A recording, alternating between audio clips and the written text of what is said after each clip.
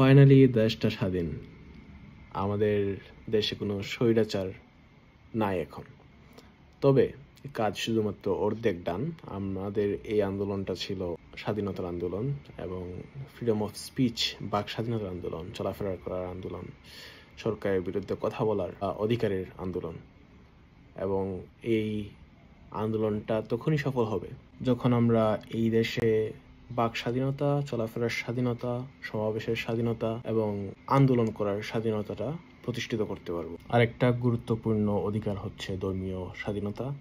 প্রত্যেক নাগরিকের নিজ নিজ ধর্ম পালন করার স্বাধীনতা থাকবে। এই যে রিসেন্টলি মন্দির ভাঙা হচ্ছে, এটা কখনোই গ্রহণযোগ্য নয় এবং ওদেরকে খুঁজে বের করে শাস্তি দিতে হবে। আরেকটা বিষয় নিয়ে কথা বলতে চাই, সেটা হচ্ছে বিচার। যারা এই আওয়ামী লীগ স্বৈরাচারের ক্ষমতার লোভে সাধারণ জনগণের প্রতি অত্যাচার করেছে, তাদের বিচার চাই আমরা। তাদের বিচার করতে হবে এবং অবশ্যই প্রত্যেকেরই বাক স্বাধীনতা আছে। যারা আওয়ামী লীগ সমর্থন করেছে সবাইকেই যে শাস্তি দিতে হবে এটার কোনো মানে নাই।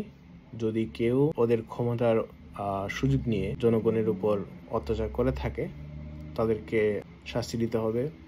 যারা প্রশাসনে কাজ করে, পুলিশ, প্রশাসন, ওরা যদি এই আন্দোলনের সময় কোনো অপরাধ করে থাকে তাদেরকেও বিচার করতে হবে। এবং ফাইনালি দেশের সব ফ্লাইট বন্ধ করতে হবে। যতগুলা ফ্লাইট দেশ থেকে উড়ে যাচ্ছে সবগুলাকে বন্ধ করতে হবে, যাতে কোনো দুর্নীতিবাজ এমপি মন্ত্রী এই দেশ থেকে বের হতে না পারে। ওরা ওদের সম্পদের হিসাব, ওদের দুর্নীতির হিসাব দিয়ে তাদের বিচার করে তারপর যদি যেতে চায় যাক। প্রত্যেকটা এমপি কিভাবে তাদের সম্পত্তি অর্জন করেছে এবং এখানে কি কি দুর্নীতি ছিল ওই দুর্নীতির বিচার দিতে হবে এবং ওই সম্পত্তিগুলা ফিরিয়ে নিতে হবে। অবশ্যই আরও অনেক অনেক চাওয়া আছে, হয়তোবা আরেকদিন ওইটা নিয়ে কথা বলবো। এবং সব অধিকার অথবা সব কিছুই যে একসাথে পেয়ে যাবো এরকমও না।